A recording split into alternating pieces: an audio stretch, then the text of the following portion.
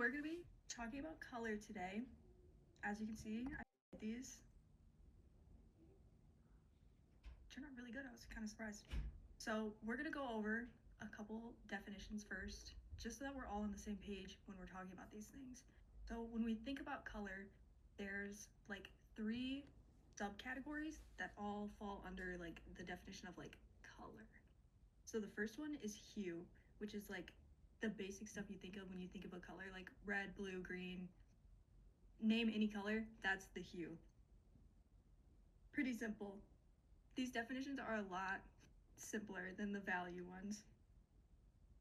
And the next is chroma, or saturation is probably like the way you've heard people talk about it the most. This just refers to like brightness or dullness. It starts dull in the middle, and then as it moves out, that brush is so tiny. As it moves out, that's when it gets more saturated. And then this is the value. This is like such a complicated color wheel. So then if you were here last time, this will be familiar. This is value. It's the lightness or darkness of any color. So you can see here, as you add black or white, the value changes from like darker or lighter. Those are our 3 big definitions that we're gonna hold onto today. And then this is just another note off value. This is what I was telling you about earlier. This is one of the things Tiffany's student made. This is a peak saturation and value chart. So on this side, you can see the values, and then these are the hues at the top that all have, like that are all following this value scale. So they're each like at the increments. And then the ones that are highlighted are where that hue is at its peak saturation. So if we like grab this, it will be in the very corner of the color wheel, because that is where the saturation is the highest. Oh, Procreate doesn't have the triangle color wheel. This is super important to just hold on to. Like, I always use this thing, because when you are painting something and your values are getting muddy, or you're like, why are my values mismatched? Like, why does this look weird? This is super helpful, because you'll know where, if you like need to saturate your color more, if you need to bring the values up or down to make everything flow together. I love this chart. This is like such a genius chart. You can totally make one on your own too. Literally all you have to do is like make a bunch of increments and then pick random colors, and then you just like change them as you like go down. But honestly, it's too much work to make one when we already have one here, and we're going to share this PDF after, so you will be able to get a hold of this. And then kind of adjacent to that is color relativity. If you remember from the value lesson, or if you weren't here, values are all relative to each other. So if you put like a dark value, or if you put like a light value on a dark background, it will appear brighter than if it was on a brighter background. The same thing happens for color. So if you have colors next to each other, or like surrounded by a certain color, it will look different depending on what it's next to. So like these in the middle, I gotta change my brush.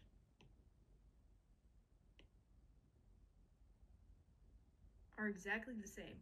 But when you look at it from afar, this one gets totally lost because the background color is too similar in like value that it just eats it up.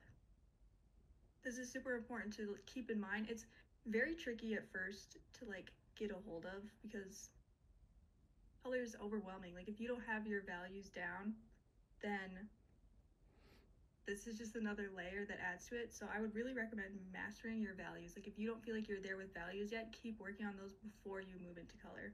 But regardless, that's the basic principle, is that everything is relative. So if you when you put things down, you should be keeping in mind what other colors you have surrounding it. It's happening in the chat. It looks darker. Yeah, that also happens. But you can kind of see it in the green one too. To me, it looks like they get like brighter. Like not like lighter or darker, but they look more like neon when it's surrounded by something that's like similar, or at least for the green and like the pink kind of. So now we're gonna do the demo first because I always run out of time, because those are basically everything we're keeping in mind. We're keeping in mind like how the colors look next to each other, our values, and then the actual colors. I started sketching this and then I remembered that I shouldn't do that, so ignore that. I'm gonna walk you through my color process, how I made these. It's like a basic color study.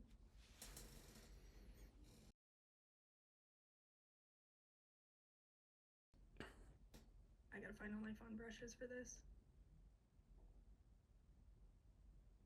I always like to lay down some kind of like color base, just because when it's like very similar to traditional painting. If you ever see people paint something traditionally and you see them lay down the like orange, like super orange base coat, like this looks crazy.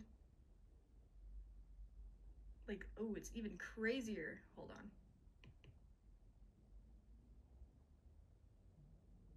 We'll make it work. Like if you see those paintings, there are so many Instagram artists that do this. They always paint like Coke cans or like spoons and like flowers. Do you guys know what I'm talking about?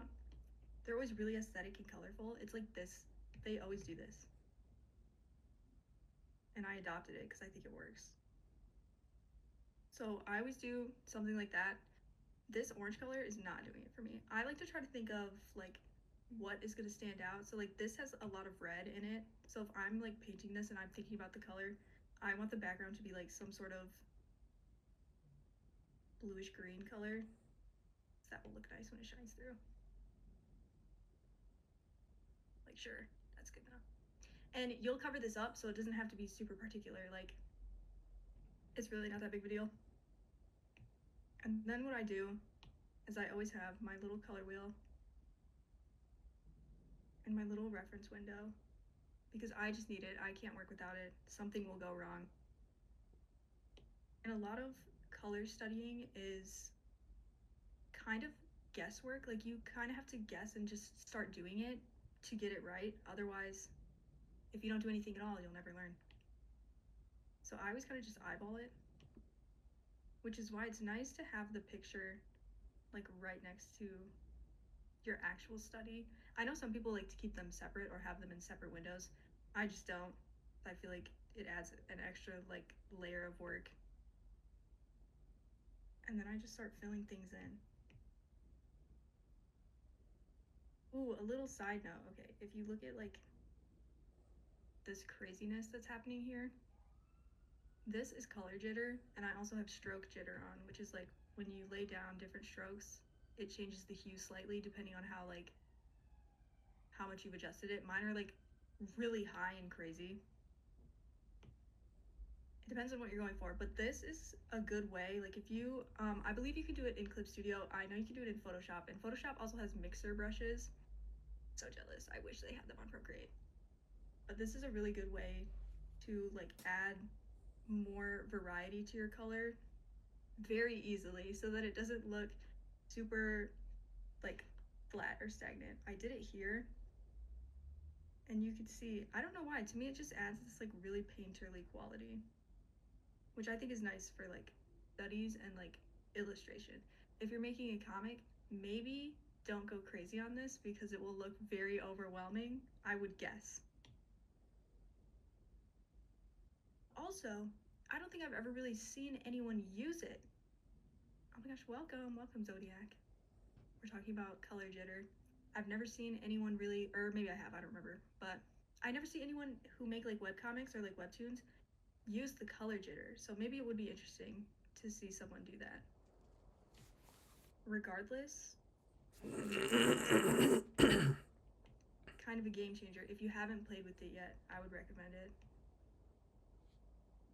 Like, you see that little bit of purple? It's just like interesting. And this kind of happens when you paint traditionally because your colors will mix even if you're trying not to mix them. So it kind of adds that level of like realism. So color jitter zodiac is so there's a setting on the program where every time she does a stroke of the of the brush, it changes the color slightly. It alters the hues basically. So that's why you can see that when if she zooms in at the top, you can see that some of those were um, red and pink, and some of them were like red and yellow, for example. So it basically adds variety to the strokes, and it makes it a little bit slightly different as well. Obviously, everything in moderation, right? Like in what she was commenting on is if you do that on a webcomic and you're adding color to the webcomic, maybe that would look a bit crazy. So perhaps don't, or like if you're gonna do it, don't abuse it, kind of.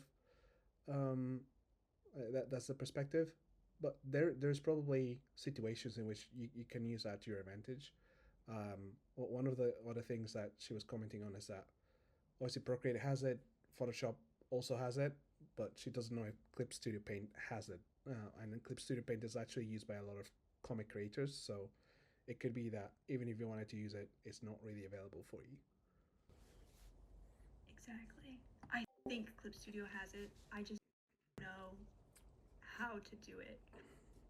But yeah, basically the color jitter is like when you see these different like lines, it will look different depending on the brush. Like I wonder. Sorry, ignore how I have 3 million brushes. I have these really textured ones from a pack that I bought, and you can see this doesn't have those like little hard like the harsh line, but this one just kind of changes. So when you have the color jitter, this is the actual color jitter, is like the tiny little differences right there. You can kind of see it in, you can barely see it like right here where it changes, but that's the color jitter. And then if you have stroke jitter, that's when it changes every stroke. I just think it's a nice way to add variety and like more dynamic color shifts and hue shifts without having to think too hard about it. But it depends on how you format your brushes. Like I can show you guys, if you use Procreate or if you ever have, in the brush settings, the color dynamics are here. Unfortunately, I can't show you in the view window. I don't know why it does that. But yeah, you can see them here. Like it'll have the stamp color jitter, which is like the little lines. I have it kind of high. And I would just do the hue and the saturation because I feel like the lightness and darkness doesn't really do that much. And then here's the stroke jitter. I add this to brushes all the time. It's like a really bad habit. I think it makes for a nice like base painting, and then once you get the base in, you have those colors there for you that you can then color pick from. I saw one of my mutuals do this and I stole it immediately. So it was so cool to me when I first discovered it. But yeah, basically what I'm doing is carving everything out right now. Like this green color is like kind of perfect.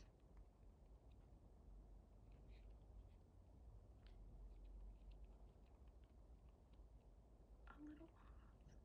But you can see when it's turned down more, it's very subtle. It really depends on like where you are. Like if I go way up here, it's gonna be crazy looking. But if you stay within like this range, it's usually nice and subtle. I like to always go in with all of my dark spots.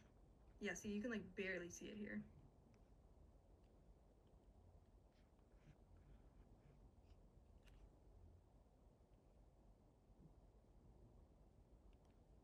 I go in with all my dark spots first because that's how I learned how to oil paint.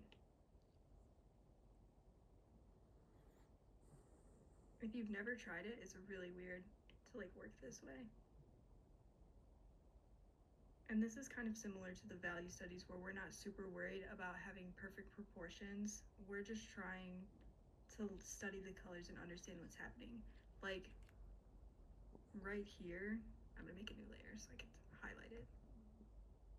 And we'll highlight it in purple so that you can actually see it. This right here, wow, I said that and then you immediately couldn't see it. This right here looks very yellow to me, but then also there's some other light source over here that's really blue. Or I guess green, depending on how you look at it. Every time I see something like that, someone's like, that's green, that's blue. It looks blue to me.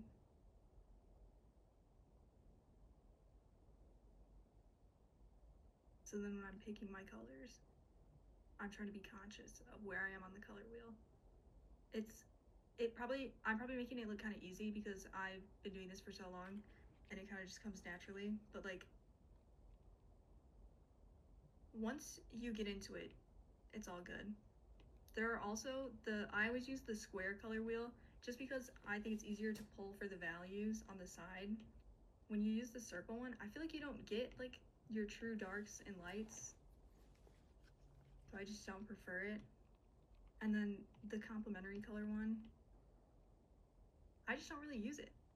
Like, if you're gonna get into color theory, you don't really need this because you'll know which ones are the complements. And then there's also the value sliders. This is a little more advanced, but if you're starting out, it might be nice because then you can always just shift the values. You would have to play with NC. I wouldn't recommend starting with the value sliders because half the time they aren't super accurate anyway. True color value shifts. I'm all for eyeballing it because I think that's the best way to learn when you're actually practicing and like trying to figure it out yourself. It's way too blue.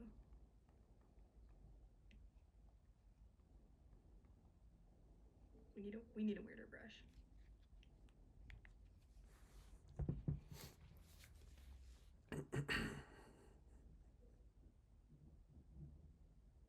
I had to turn my fan off because I had to plug in my light for this. And it feels so quiet in my room. So if anyone wants to chit chat in the chat while we do this, or if you have questions, someone let me know. Someone let me know if people in the chat have questions. There hasn't been many questions so far. I think there's a couple comments. When you're demoing, it's pretty straightforward. Like, it's like, yeah, Ian, this is what's happening. Ian mentioned that they mostly use color in books, so they don't all end up the same color, but it's certainly low effort for color jitter, that is. Squire My Wire made a question on whether it's been recorded. They commented it's a bit late on their side of the world, so perhaps they might need to potentially drop and then catch the rest on YouTube. Don't worry, we're not taking attendance. We definitely are. To drop out, you are free to go.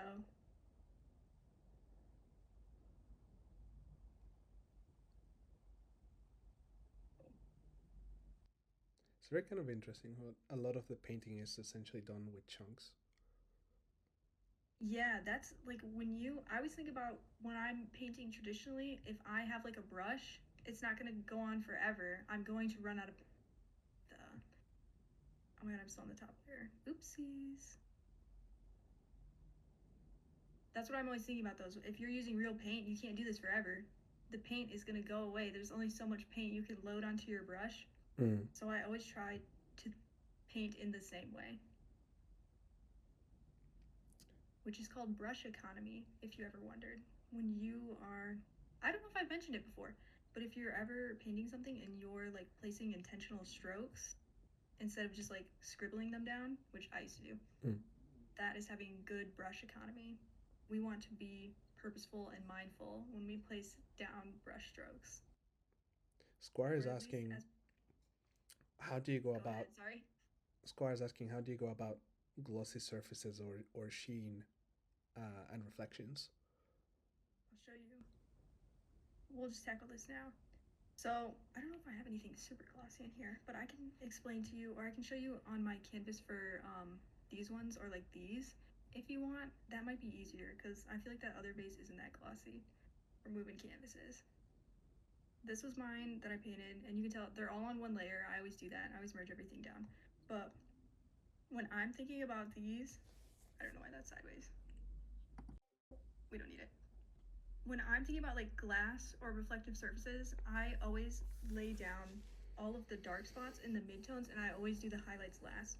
I wish I could show you. I wonder if I have it. Like, I wonder if you can see it. Yeah. So you can see I'm like building it in chunks, starting with the darks, and it looks really weird at first. But then once you build around it, you can start laying in the highlights, and it won't look as crazy. And the way I always tackle them is I never make them straight white. You can see it in this one. Maybe they are white. That's like blue. I never make them, or at least I try not to make them straight white, because that to me always just doesn't look real. So you can see, like, for these tiny, are these also, I don't know why, oh my gosh, the preview window always looks so weird whenever I screen share. I don't know why it does that, but yeah, for these ones, like, you can really see it here. I laid down like an orange color first, and then on top of that I did like a tiny little highlight, and you can tell they're very minimal. So like, usually when something is really glossy or shiny, it will be very high contrast, so you'll have really dark shadows and highlights. You can kind of see it here, but these are a little more messy, like this really harsh shadow, and like this one here with the tiny little highlights tends to make things look glossier than like something, I guess actually something like this that doesn't have a lot of highlights or like a bunch of super high contrast. That's how I always think about it. I think about everything in chunks. So like this one, you can see it has a reflection, but it's not very shiny. It's definitely more of like a matte pottery texture. And the way I would tackle this is just like building around it. I always build around my highlights, because that's like a final detail to me. Unless it's like really not coming together, this is when color jitter starts to become a problem, and sometimes it just looks way too crazy. But I think that's kind of fun. So like, if I was thinking about these, I'm noticing all of these, oh my gosh, on the reference layer. We'll just keep painting on top so I can draw over things. I'm thinking about like these sections, because that will make the little spout pop out more, and then I'll have the foundation for my little highlight. Wow, that was straight up red. You can tell this is one of my brushes that's like way too edited.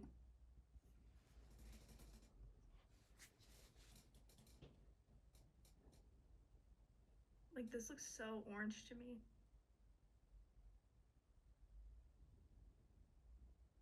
No way. Now our window is sideways. I gotta fix it.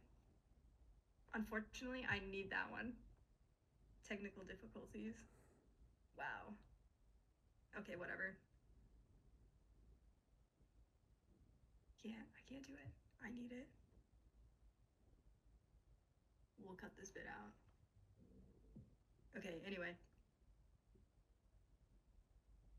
These little orange parts.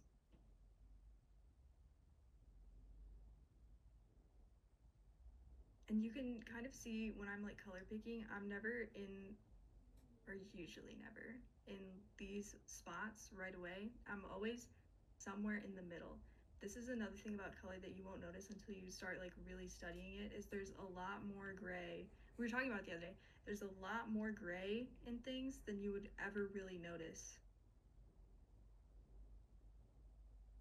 which kind of blew my mind when I heard about it.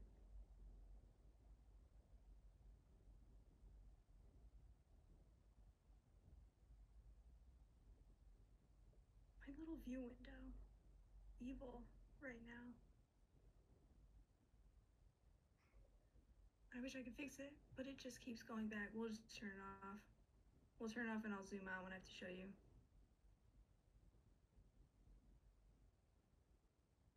Yeah, exactly. The extremes in tiny proportions, like Zodiac said, is kind of the way to go.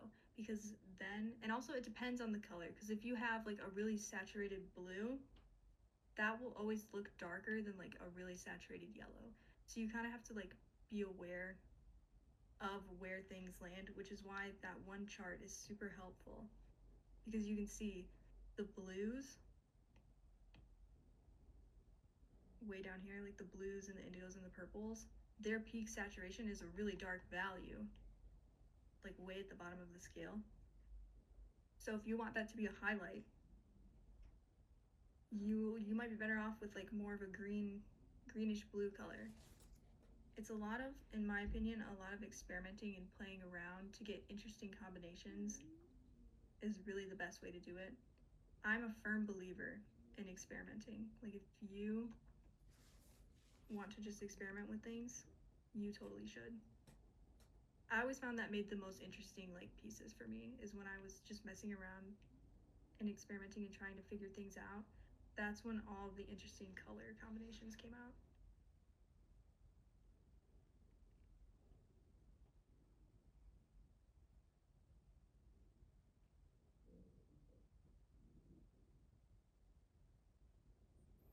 Like this right here is looking way too, yeah, way too orange. Or I guess brown for me. And now it's too red.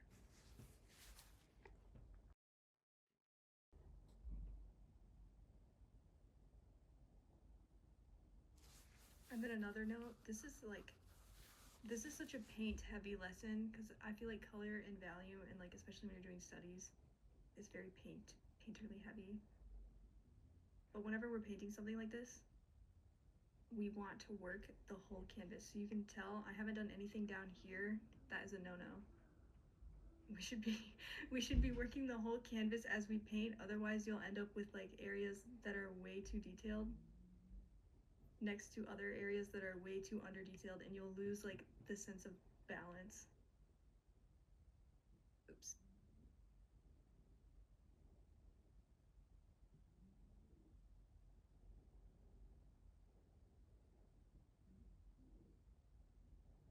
Hate how flat that is. That's why I love the color jitter. Wow, that was like green.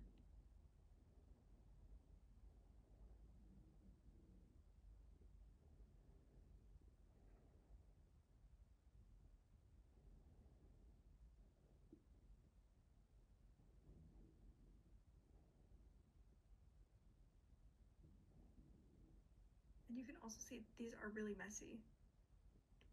That's okay. When we're doing studies, we don't need it to be fully detailed.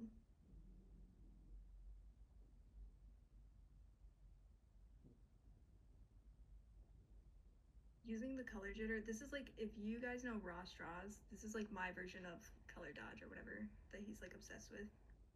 I love when the color jitter looks awesome. That's raw straws, right? Who always did the color dodge videos? Or am I thinking of the wrong person?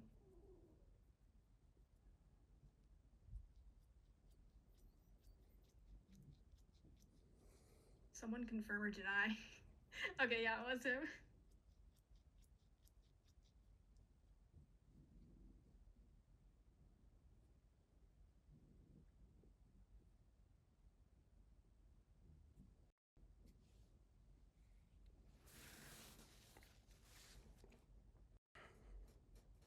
See, paint these. I don't really zoom in.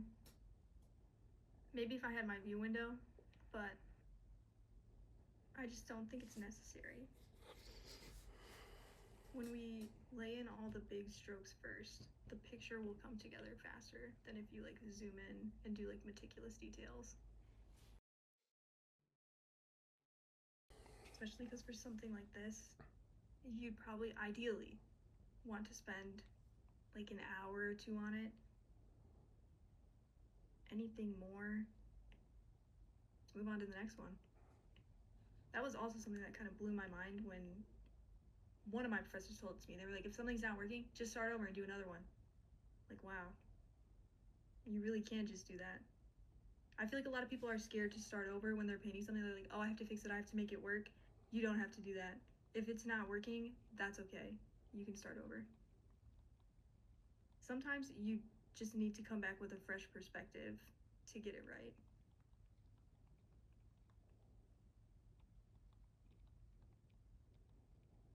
And then you can also kind of see when I'm doing these, I keep getting that orange color wrong. Especially because this color jitter is so weird.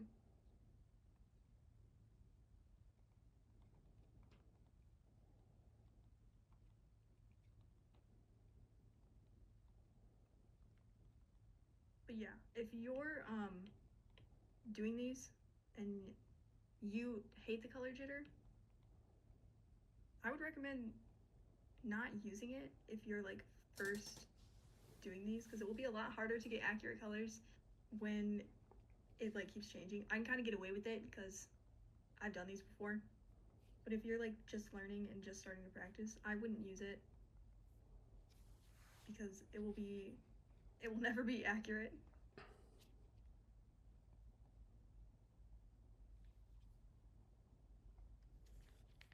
So you can kind of see it's normal looking without the color jitter.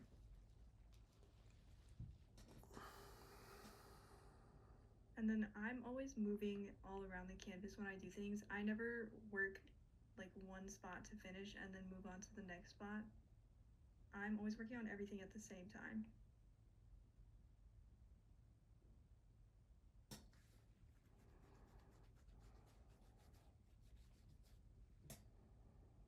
Like way off. That was always my problem in my oil painting class. Is whenever I would sketch things, they would be like off by a few margins. I was really bad at like measuring with the sight stick. Still am. I don't know why I said was. So all of my stuff would like go off the paper.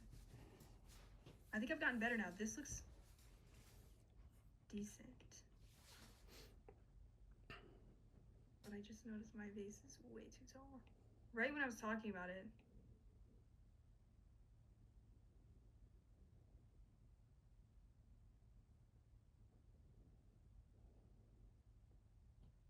Right, like that's probably like way more accurate. Yeah. And this one is so much more bulbous.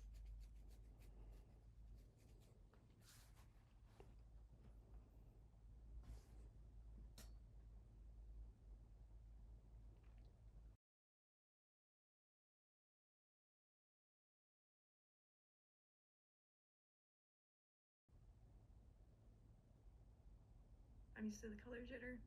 I was using these brushes when I did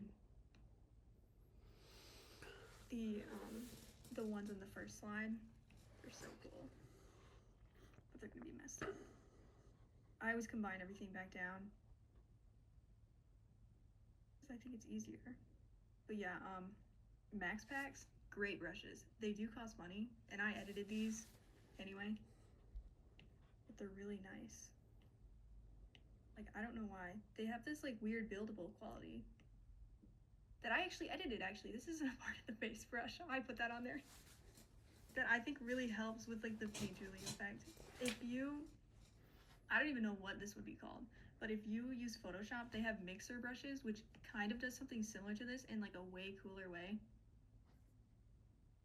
Every day I'm jealous of Photoshop users. It scares me.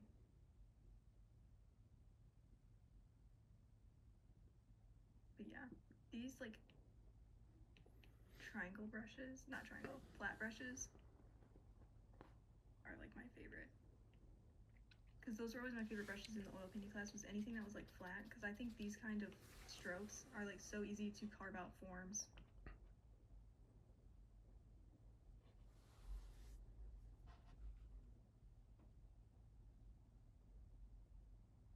Look how bright that is. That's crazy.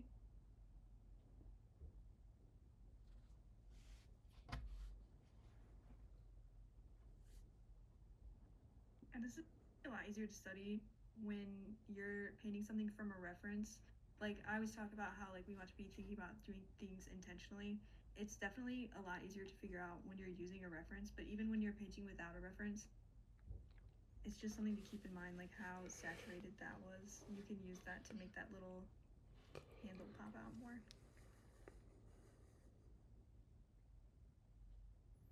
Like if we wanted to make this look shiny, back to the shiny thing, we could sort of goop this all together.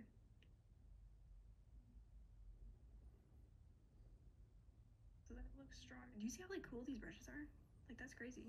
That looks so interesting to me. right? If we like bring it together and then we had like a super bright yellow color or something, or like a really bright blue one for over here. And then you just take another like lighter color on the inside.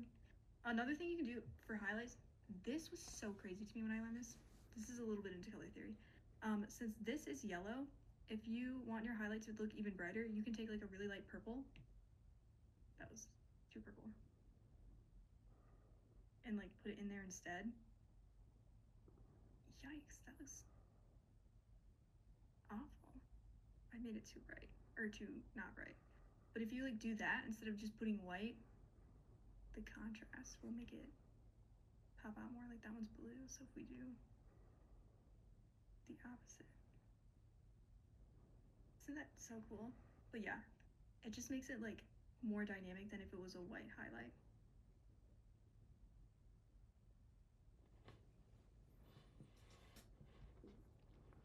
And then another thing is whenever I do color studies, I do everything in my power to not color pick this side of the picture because I don't think it helps.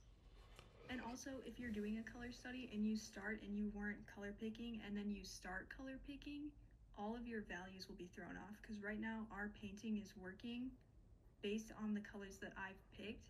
So if I started picking like this color and laying it in, now it's like way too brown and way too dark for our base.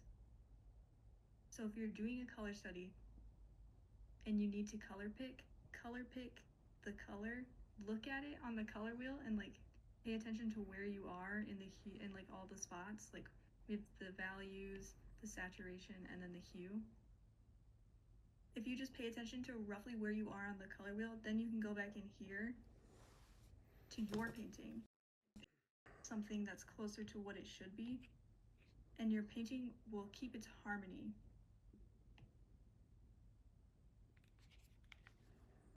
I think that is such a huge one. Like, I don't remember where I learned that. I think it was in Tiffany's course when we did color studies. And I was like, wait, that makes so much sense. I don't know why. It never occurred to me. Like, I don't know. There are like so many things when you listen to someone else's process and you like listen to like how they pick up on things, for some reason it's like so much more eye-opening to me than if I like try to teach myself. Because some people just think differently. And like I would have never noticed that. Well, maybe eventually. But I never would have really picked up on it unless I heard it from someone else. That's why I think it's so important to like watch videos or like something like that. Like speed paints I think are super helpful to like learn. If you have a favorite artist, you should see if they have a YouTube channel, because I pick up so much more when I'm like actively watching someone do something than if I was just like trying to figure it out all by myself. Respect if you can do that. I know there are a lot of self-taught artists out there. I just can't. I'm like such an example-based learner. Okay, I'm sick of this vase. So we're gonna go back to the oranges and we're gonna make them more normal.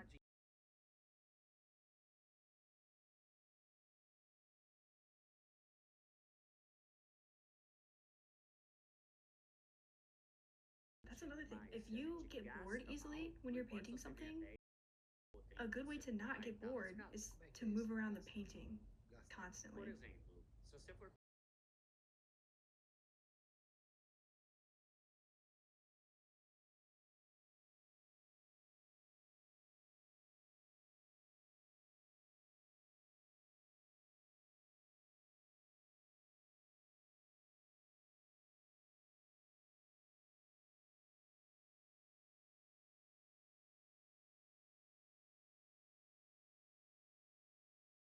My traditional background coming through when I do these because everything is like such a harsh line.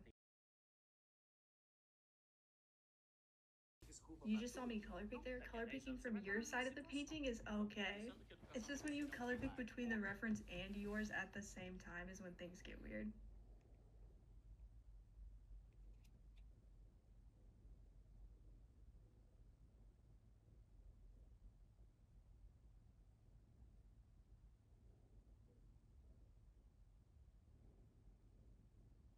I'm also a firm believer in messy painting. I think it's more fun and like less stressful. I used to be really meticulous about like everything being perfectly proportionate or like perfectly the right size. And now I just don't do that as much. This right here is really interesting to me. This little, oh, my color's like almost perfect too.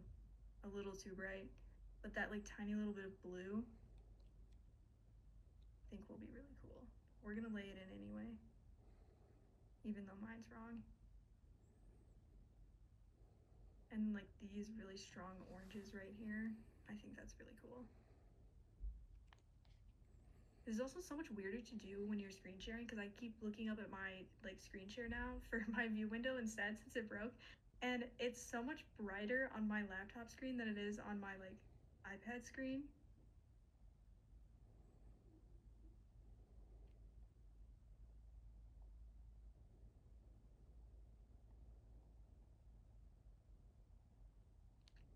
Weird.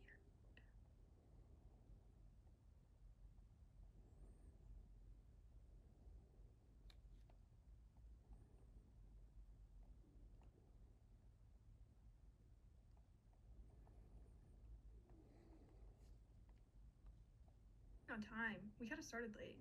Can you explain why one shadow is orange and the other isn't? Yes.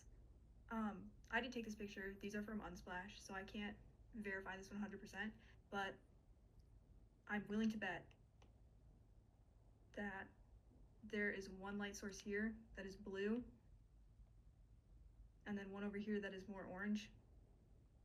So when you have these shining on the environment, they will reflect off of everything around it. So the light is hitting here, and then it bounces here, and then it bounces back here. And this happens for like infinity, like it never ends. So that's probably where this like cooler shadow comes from, is the ambient light, which would also be by, oh my god, would be why, sorry, this is like more purple, and then over here, they're very warm. It will depend on your lighting and like your light sources. And also this background is like super red, which is probably making everything look way, yeah, like way more warm. Warm in a cool sense. Because technically purple isn't really a warm color. Well, depending on your purple. Like you can tell mine were way too saturated. That's another thing I always do. I always scribble it down and then I see if it looks right. And if it does, then I'll carve out my shape better. I don't know why. It just always stuck for me.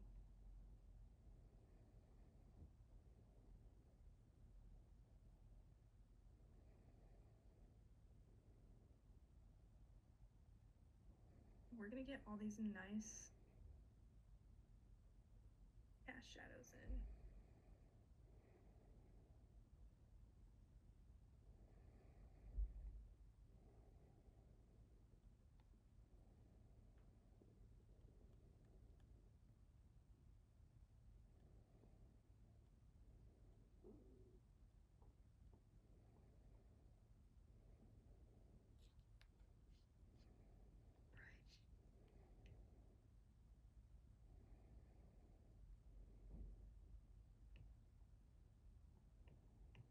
A lot of this also makes a lot more sense when you've played with traditional painting techniques, just because the way paints mix on like the canvas is a lot more dynamic than like when you have to pick each and every individual one. Still good practice, but it will be very different. Like you will learn a lot more if you play with real paint. So that it's not like doable for everyone, because then if you're using oil paint, you need ventilation and like you need space to do it. So it's kind of a hassle.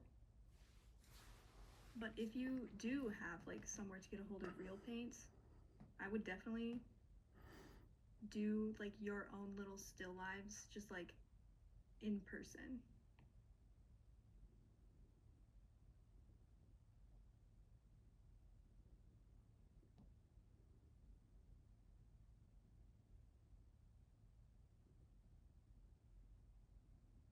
Should have grabbed some. I have some on the floor over here from class back in the day. Oh my god, I keep doing that. I keep painting on the reference. We'll just combine them.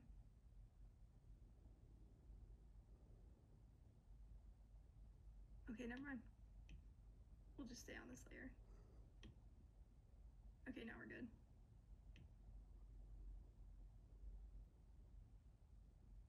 That's another thing about digital painting. You just paint on the wrong. Yeah, I do that a lot. I always forget where I am in like the layers, and I'll just start painting, and if it goes wrong, I just combine them down.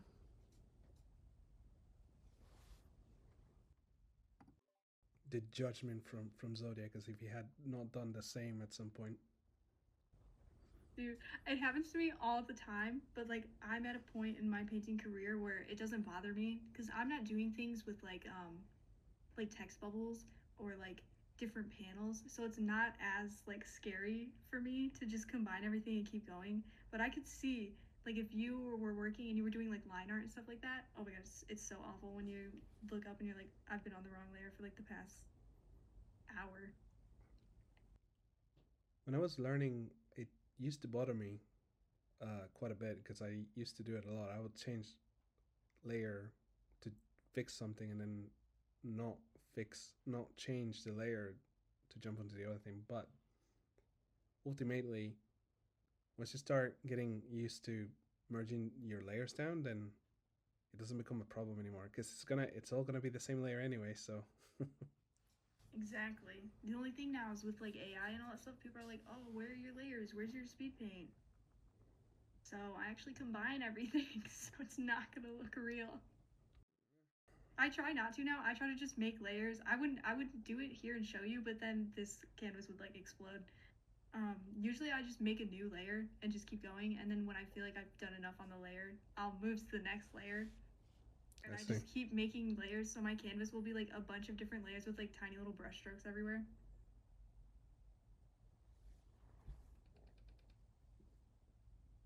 Because I always hear about people who are scared to combine their layers. That's a good way if you want to practice painting and you don't like combining your layers. That's a good way to do it. Is you start with like something like this is like the base, and then if you're like unsure about what detail to make, you just make a new layer and you like paint it. Like I think this should be a little on the inside.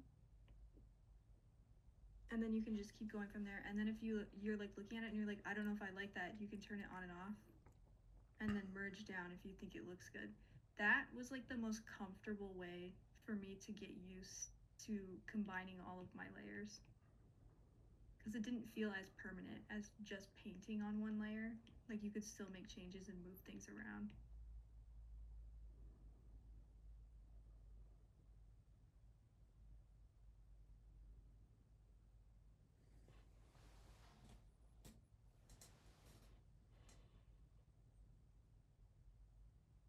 It all just comes back to experimenting, doesn't it?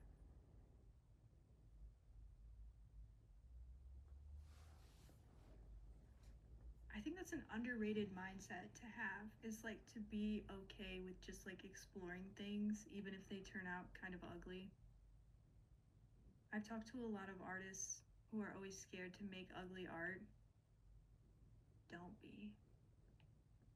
You have to make the ugly art before you make your masterpiece. I think that's why burnout doesn't get to me anymore, because there's always the ugly phase.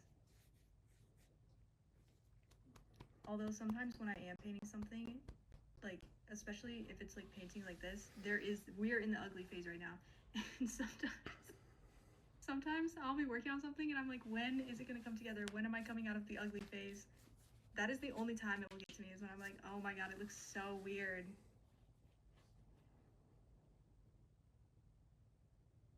But trust, if you keep working on it, you will come out of the ugly phase. And if you don't, it goes back to what I said earlier. Just start over.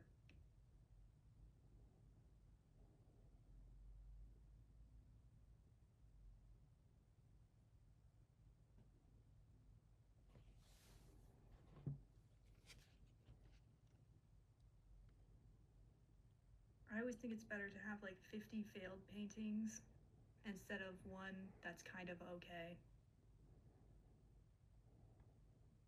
You will just learn so much more if you're not afraid to fail,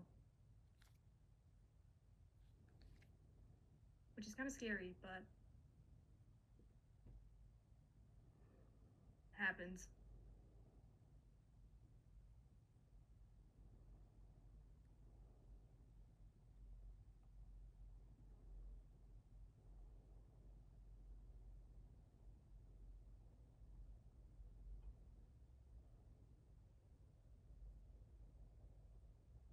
So I'm the ugly art master.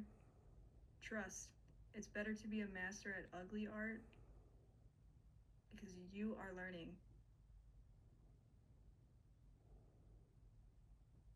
Like, I've taken like 3 oil painting classes. Trust, in that intro to oil painting class that I had to take in school, they were bad. They were really bad. But I needed the credits, and it was fun. I wonder if I have any pictures, like on my phone or something, of like my first few oil paintings. And my older sister is also an artist, so there was always that like level of comparison because she went to the same school as me. So, and I think I took that class like a year after her, so I would always see all of her paintings, and then I go to class and I'd be like, why don't mine look like hers?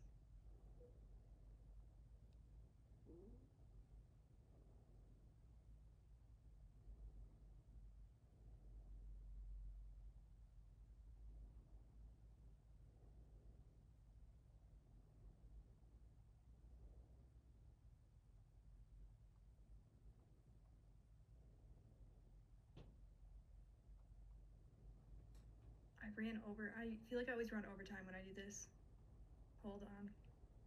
I have a couple other things I want to show after this demo. Not too many though, because I was conscious last time about how long it took for me to get through everything.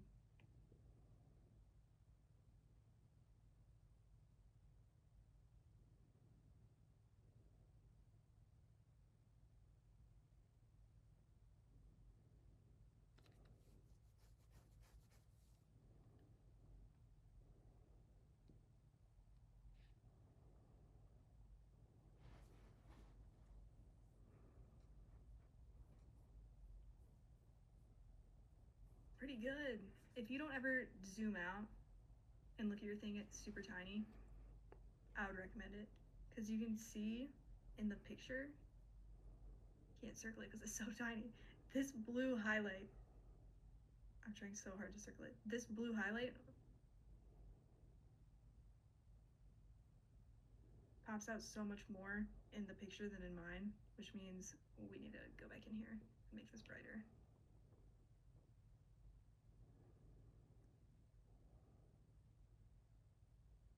Sometimes I even just paint it zoomed out.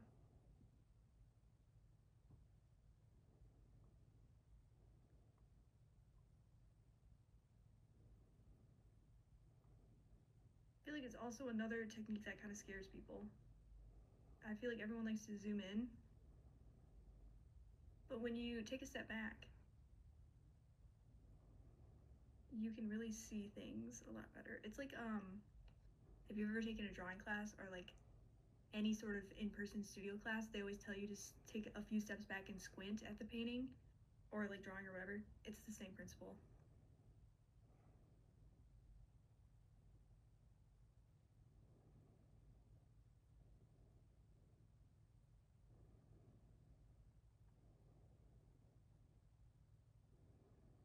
We start like 3:15 or 2:15.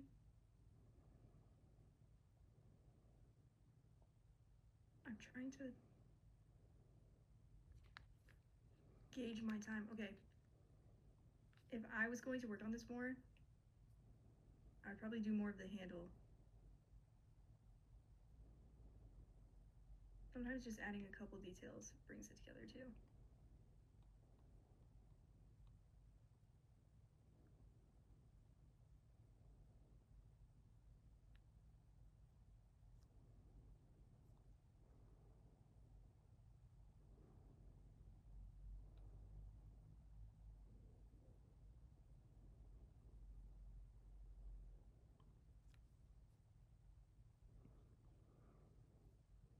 I would say for the amount of time we spent on this, pretty successful.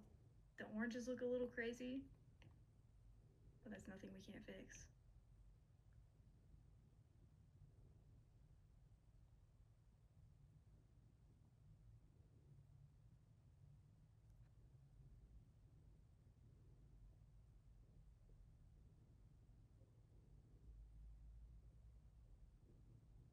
So different on my computer screen. It's kind of throwing me off. I feel like people always complain about that. They're like, oh, my monitor is different. I never think about it because when I draw on my iPad, I'm not looking at a computer screen. Sometimes when I export things to myself, I'm like, why does this look so horrific?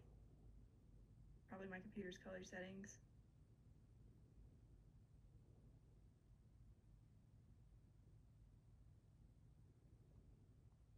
Okay, there we go. That's a little better.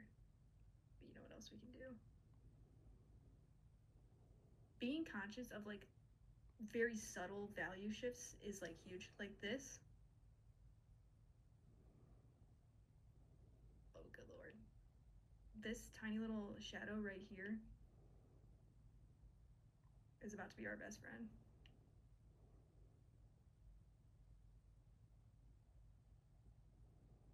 That was not the color.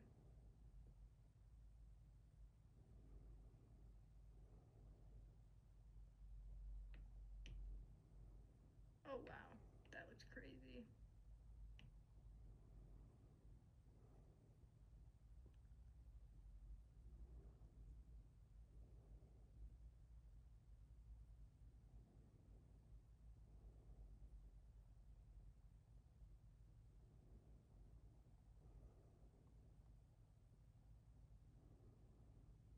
A little too dark with it, but you get the idea.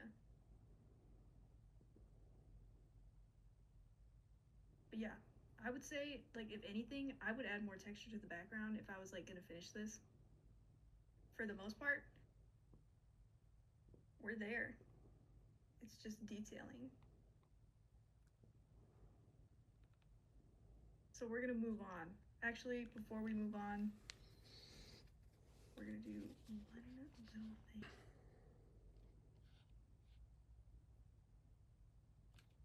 Now we're gonna move on to master studies. I did these in Tiffany's class. So this is Monet. I don't remember who some of these artists are. This is what's his name? Edgar Payne, I believe. When we did these for this class, I did them all at like this size, or actually I did them smaller than this. I made these bigger so that I could show you. But for these, you just take like old master paintings. I can send out a list of like people to look up if you want to try these. And then how we did them in class is we didn't use any brushes at all. We only used the select tool, which you can see because all of these are like the most insane shapes. We only use the select tool or a just hard round brush with no opacity. Like, I think on this one I did it for like the ground or something. And then what you do is you literally just start laying in colors and you try to match it to the painting without color picking. It's a lot harder than it looks, but it's a great way to learn because you can see like these masters obviously know what they're doing, otherwise we wouldn't be studying them. But you can see like the subtle hue shifts. Like over here, the really orange ground makes the water stand out like way more. Like here, these really blue shadows with the super orange light just creates a really nice focal point. So when you do these and you're like picking up on what these artists are doing, it's just helpful to learn.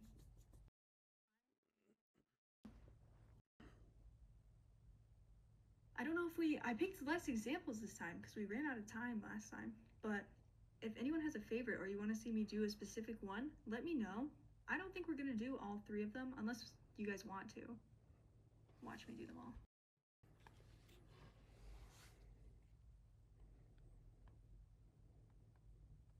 Oh my gosh, tangerines. Yeah, sorry, I called them oranges. I was actually talking to someone about that the other day. I was like, what's the difference between like a tangerine and like a clementine? They're the same to me, which I know technically they're different, but like It's a little orange. Anyway, if you guys don't care which example we do, I think we should do this one, but let me know. I think this one maybe, or this one would be the most interesting. Sounds kind of fun. These are fun. I do these all the time. We're just gonna get into it if we can. So, okay, I'll show you what I mean by like the technique of using only the select tool. I turn the color fill on, and then you just start laying things in. It's going to look absolutely insane at first. So I have like my little color wheel,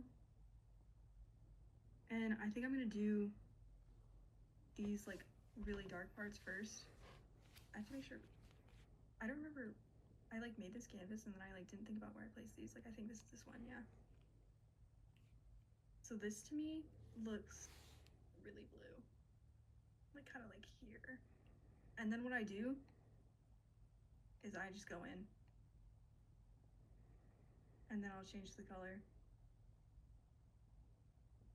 Actually, maybe we'll do circles to be like slightly different. And then Procreate's okay. Not every select tool is like this. Procreate select tool is so weird. And you can't go at like angles, like you can only go horizontal or vertical. So doing these is always really weird. But trust the process.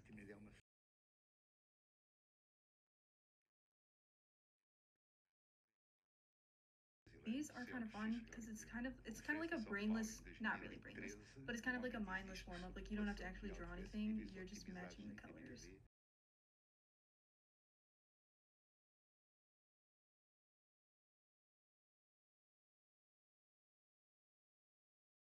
Now we're gonna do our ground plane, and I feel like it's kind of green. And then I switch between these because, like, for these little ground pieces, obviously I can't do that with the rectangle tool because it's at an angle. And this is another, a lot of these studies, when you do them, they don't have to be perfect. Like, I never really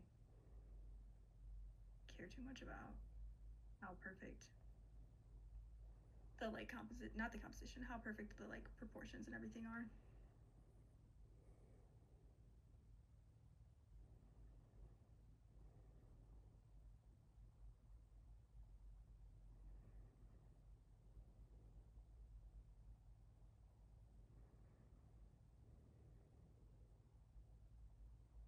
I'm always so bad at clicking on things.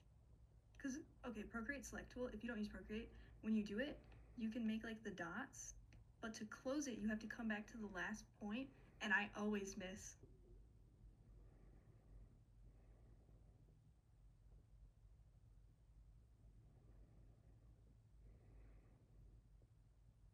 If you stalked me on Instagram or Twitter after these lessons and you look at my mermaids from last year, this is how I painted them all with the select tool. Like if you zoom in, you can really see it, it's really bad. Like all the little chunky shapes. It's fun to try if you've never done it.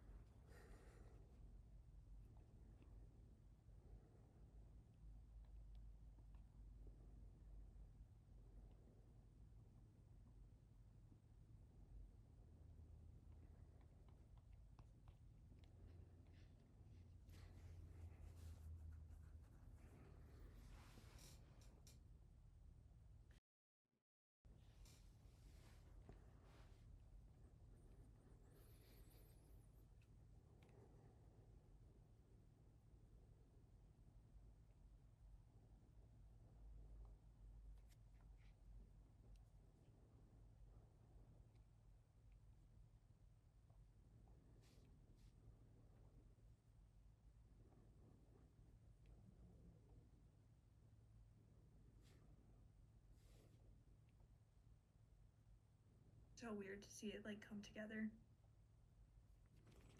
Like we're kind of still in the ugly phase.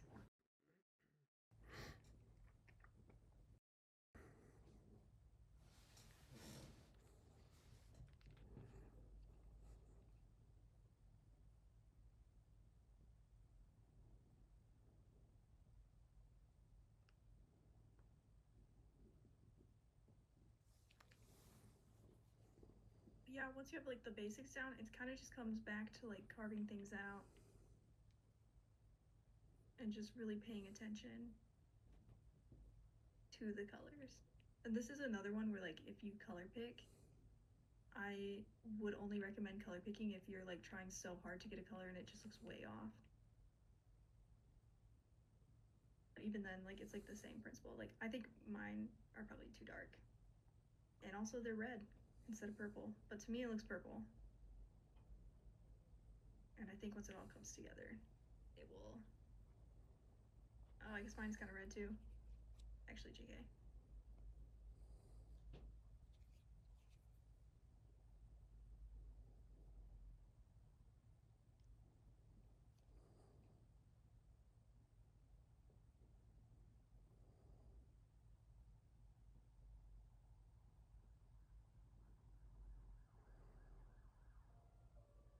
It's also just kind of satisfying to be able to just put a bunch of like squares down and it basically makes the shape.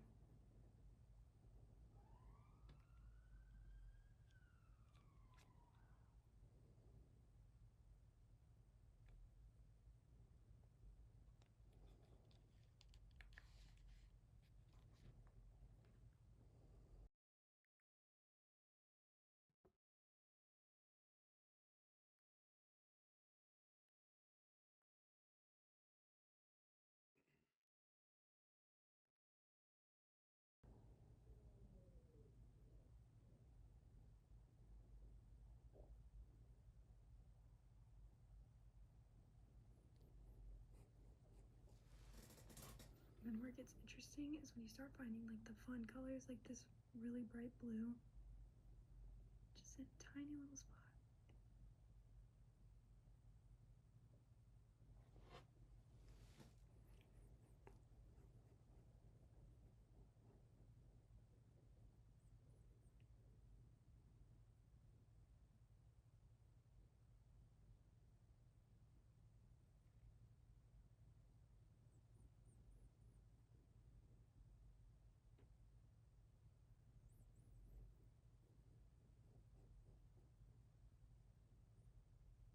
But it's kind of similar to the study we did earlier. A lot of it is like, I don't want to call it guesswork, but it is kind of like guesswork. Like you have to kind of try and like place colors down before you get it right because you can always adjust it.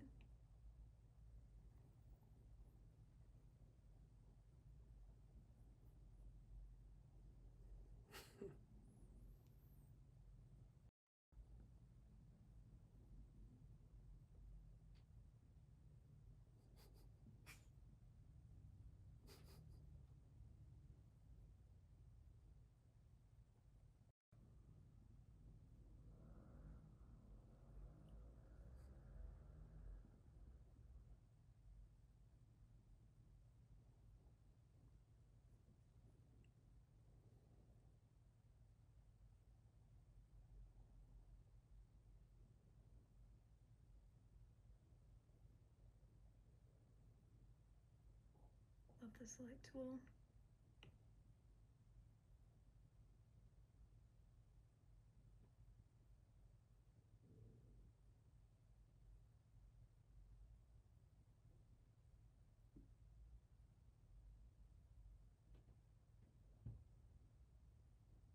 I do see that. I keep missing. I don't know why. I can never hit the little like bullet.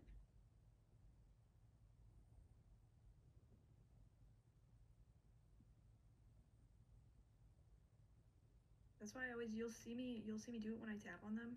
I always overshoot so that I can come back to it because for some reason I like can't ever get it right. Maybe it's because I go too fast. But I feel like doing these fast is just more helpful to me.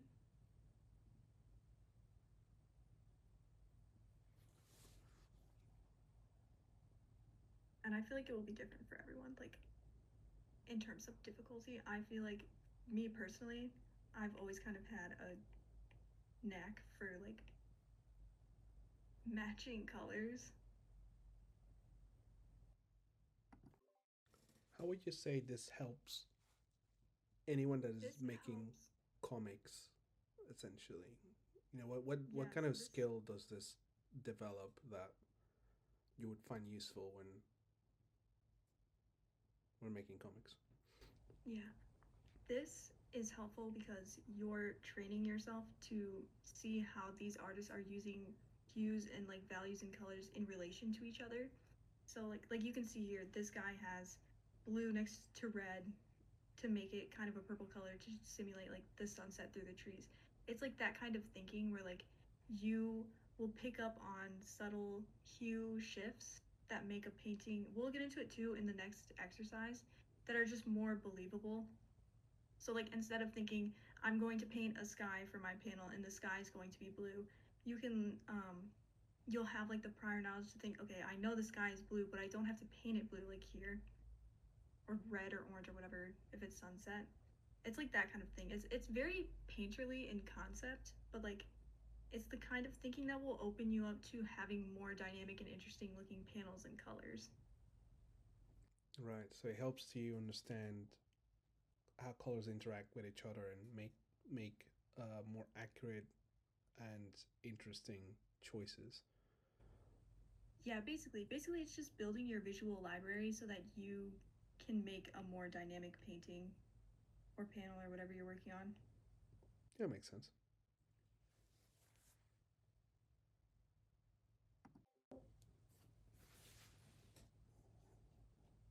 It's look crazy.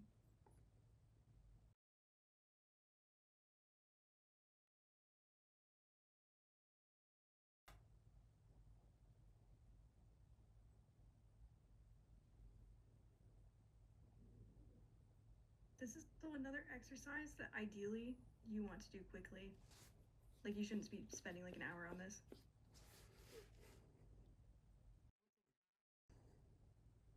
Like half an hour for one. Because if it's not turning out, guess what? You can just go to the next one.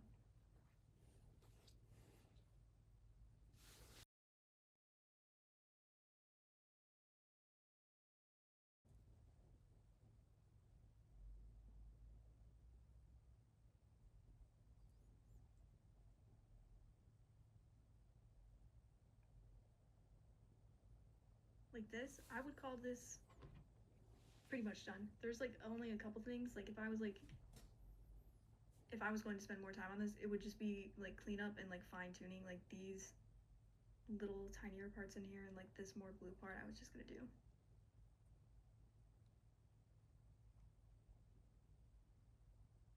But you can see for like the most part, when you take it out and you zoom out, we have the colors there. Like they're not super off. And then since I went way over time, if I squint my eyes, they're the same. Yes, that's what you're looking for. You want to be able to squint and it looks almost identical. Like the goal here is to match the master painting as close as you can get it. Like these, when you squint and they look the same, that's how you know you picked up on what you were supposed to. And if they don't look the same, then you know what to edit.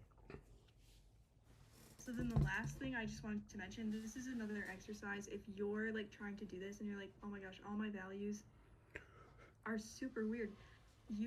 A good way to practice is to pick like any random brush and then pick a color. Like if we did, and this is hard. I'm not good at this yet still. You pick a color and then you go through and you try to match the value. I have my little, that was like perfect. It's like that kind of thing. You want to try to match the values. Like this one was kind of dark. I'm guessing it will be somewhere in there. Ooh, see, way off. Yikes.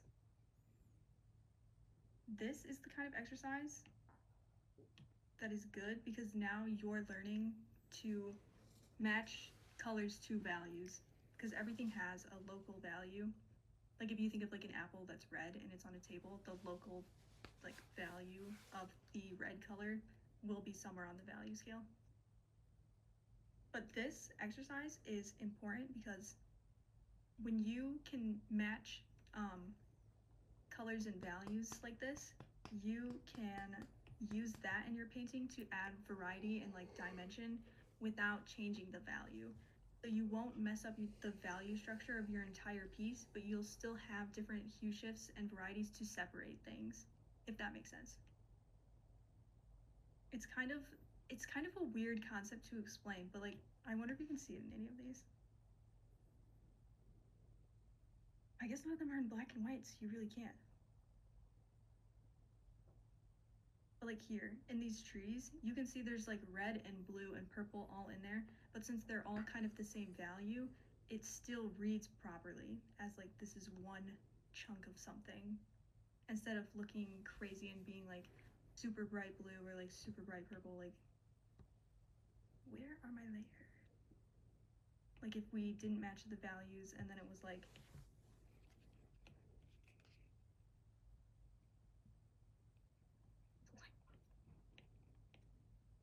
something like this, and now it just looks weird. Like this looks weird, that kind of thing. So if you can get your values to be like almost the same, you can add more variety this way instead of having to rely on just the value scale to separate things or like keep it interesting. Those were my like little exercises that I would recommend. I would definitely recommend starting with the master study. If you've never done these, this is a great way to learn. If you feel like you're more advanced than that, I would definitely try these. It's surprisingly hard. Like you would think, oh, okay, it's green, so it's gonna be like this color. Oh, geez, it's green, so it's gonna be like this color. But I bet you that's gonna be too light. Just kidding. See, this is what I mean. I mean, it's a little light, but like weird together, but they're all the same value. I think it's really interesting and kind of weird. That is a great exercise. But yeah, that's kind of my crash course on color. Good course. I don't want to keep anyone too much longer because we're already overtime, even for starting late. Does anyone have any questions, or do you want me to like go over anything again? I think everything was pretty clear. Um, and there's certainly advantages to learning color, especially for anyone that makes um, traditional long strips, which tend to be colored anyway. And those that are making mangas, it's going to be useful for them when they're creating their covers, which again tend to be colored. Um, oh, very That looks nice. so good. That is very good. I know it probably doesn't help that I have the reference photo and I was like zooming in and out. So that's pretty good. Yeah, I mean, no offense to you, Tay, but those actually look like tangerines or oranges. Like yours are a bit. I My think fault. I think it has to do with the jitter thingy that you have enabled. My fault. Yeah, the color jitter will make it look really weird. I personally think it's interesting, so that's why I use it now. But it's like a preference thing. Like if you think it's ugly, I don't think it's ugly. I power to think you. it does beg the It question of will what are we looking at? warp everything. Like Because they even in here, it's a lot more subtle in these ones. yeah Because those ones are okay, and the other ones as well. Like because I'm assuming there's those are fruits, so I'm seeing this one got crazy. like with the These top ones are like these are like lemons, right? Right. lemons and tangerines again. Right. So the lemons I can tell, the tangerines not so much. And in this one, those kind of look like balls of yarn um, versus an actual fruit. But Yeah, that's then what happens. maybe you start questioning like, why are you seeing balls of yarn next to a jug, and then realize, oh, maybe they're not balls of yarn. Maybe they are fruits instead. Yeah. Um, Over texturing it, I saw someone comment that. I think it over texturizes it. That is such a big thing to watch out for. Just I think it's because I didn't spend as much time on these ones as I did on these ones. Like I switched brushes a lot more in these ones, and that's why they look so much cleaner mm, than the demo. But it's the same. Like I did the same technique. I was just using more of like the flat brush to like even it out. yeah, but still a pretty good exercise in understanding Fun. When we how have to. our texture lesson, Mm, it's coming up, right? trust. It will probably be the last one. I think we're going to do composition next because Composition, very important. then it will tie everything together. Composition, very important. Yeah. Very underrated, actually, I think. For how important it is, I think it's very underrated. And surprisingly difficult. Oh, it is very difficult, yes. I think it just requires a lot of planning and thinking. Um, and the problems that arise from not having like a proper composition um, like knowledge is you kind of start picking them up later. Initially, they don't. It's not really apparent, but then you realize, oh, okay, this is actually Yeah. something I need to work on. But that's what the class is for as well. So, um, if you can attend, would definitely recommend to attend live. It's more fun that way. Isn't it? We're having a blast. I always get a little stage fright. It comes. I think it comes with the notoriety. The notoriety is crazy. Notoriety is accurate. Live is better. I can't pay attention to videos. I can pay attention to videos. If it's like a video that's like over an hour long, I'm gone. But if it's like a 15-30 minute video, I'm locked in. I always have to be in the mood. Like, I know people are like, you should sketch every day and like you should study a lot. I can't. If I'm not in the mood for it, it's gonna turn out ugly and I'm gonna hate it and I'm not gonna learn anything because I don't want to do it. Mm, Like, I feel like you have to be in the mindset to want to do a study. exactly. Well, that's today's class, everyone. If you have any questions, as always, Instagram and Twitter are over there. twulfs-sensei is also on Blue Sky. So you can catch her there too. Although the place is kind of dead right now, so maybe try Instagram. Definitely recommended. Otherwise, there's an email there. And like always, we'll put this on YouTube and we'll drop links to the files, to the PDF. And yeah, obviously, we're also here on the Discord. So if you have any questions or any kind of feedback, drop them on on any of the lounges, and then we'll take a look, or the art channel as well. That also works. Alrighty. Class dismissed. Class dismissed. Thank you so much, everyone, and we'll catch you on the next lesson, which will be about composition.